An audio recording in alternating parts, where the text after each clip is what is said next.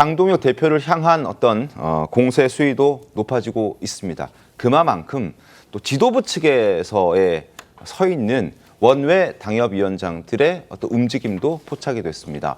장동혁 대표에 대해서 사퇴를 요구한 전현직 당협위원장들을 당 윤리위에 제소하기로 했다는 이야기가 어제 나왔습니다. 화면을 보시죠. 자, 김종혁, 김근식 당협위원장을 포함해서 24인 24명에 대해서 장동혁 측 원외 당협위원장들이 이들을 24인을 당 윤리위에 제소를 한 겁니다. 왜냐? 이들이 장 대표 퇴행 멈추고 즉각 사퇴하라는 목소리를 냈기 때문입니다. 결국 친한계에 대한 공격 계속 이어지고 있는 그런 상황이거든요. 어떻게 보셨습니까? 지금 한동훈 전 대표 제명, 그다음에 김종혁 전 최고위원 제명, 그다음에 배현진 의원도 지금 윤리위에 제소가 돼 있는 상태이고 여기에 있어서 지금 친한계로 분류되는 원외 당협위원장들, 전현직 당협위원장들 24명까지 지금 윤리위에 제소했거든요. 어떻게 보십니까?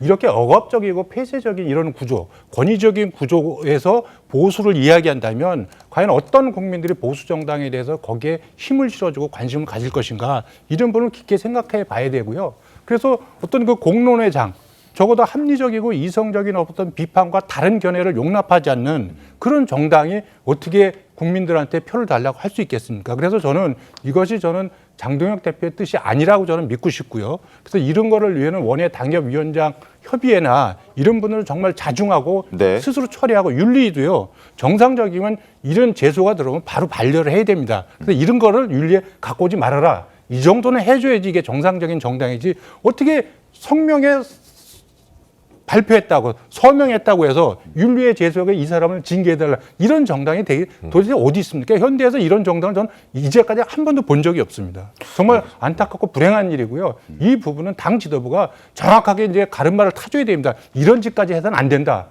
이 얘기를 해줘야 됩니다. 알겠습니다.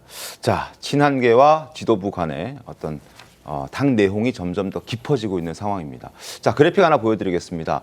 장동혁 대표에 대한 절윤 어떤 요구는 계속 커지고 있는데 장동혁 대표는 계속 선을 긋고 있습니다.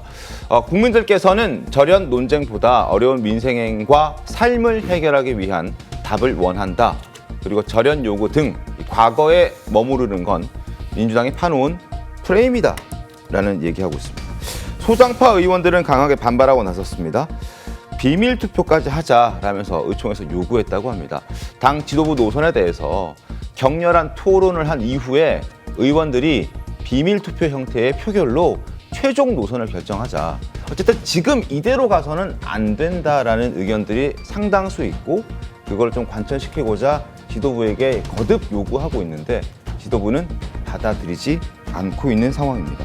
결국 침묵하던 당 중진들도 어제 회동 갖고 장 대표에 대해서 면담을 요구했다고 하는데 양측의 이 입장 차가 이렇게 큰데 이태규 의원님이 정리 쉬울까요? 어떻게 보십니까? 저는 지금 당이 이번에 설 연휴 때 여론조사를 보면 네. 대통령에 대한 국정 지지도, 그다음에 정당 간의 어떤 정당 지지도, 또 이번 지방선거를 바라보는 어떤 그 선택의 기준점, 네. 국정 안정론이나 견제론이나 이런 부분들, 또 각 당의 주요 정당의 후보자별 어떤 경쟁력을 보면 국민의힘이 절대적인 열세에 이렇게 처해 있다는 것이 그대로 드러났지 않습니까?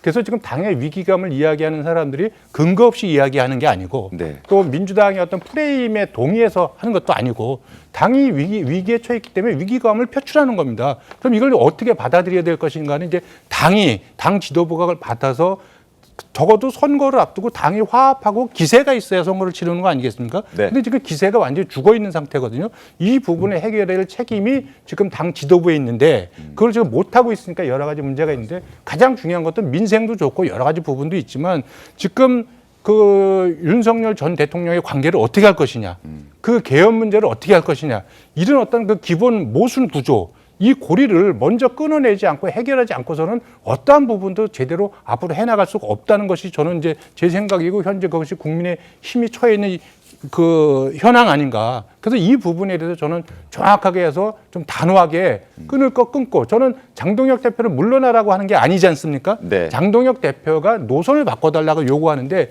이런 부분에 대해서 저는 장동혁 대표가 한번 결단을 할 필요가 있겠다. 그래서 정말 저는 바람이 있다 파격적으로, 네. 정말 파격적으로라도 저는 그 한동훈 전 대표 복당시키고, 오. 예, 그리고 배현진 징계 철회하고, 철회하고, 네. 예, 그리고 좀 당직 전면적으로 좀 개편하고, 새로운 사람들이 좀 역할 주고, 이렇게 하면서면 그러면 굳이 전륜이냐 아니냐 논쟁에서 빠지고 좀 미래지향적으로 조금 전열을 좀 정비해 볼 수 있는 거 아닌가, 이런 이제 바람을 갖고 있는데, 제가 주변에 한번 이제 의견을 좀 들어봤는데 그런 의견들이 굉장히 많습니다. 아, 그렇군요. 예, 그래서 조금 통합적인 좀 최신을 조치를 좀 취해달라.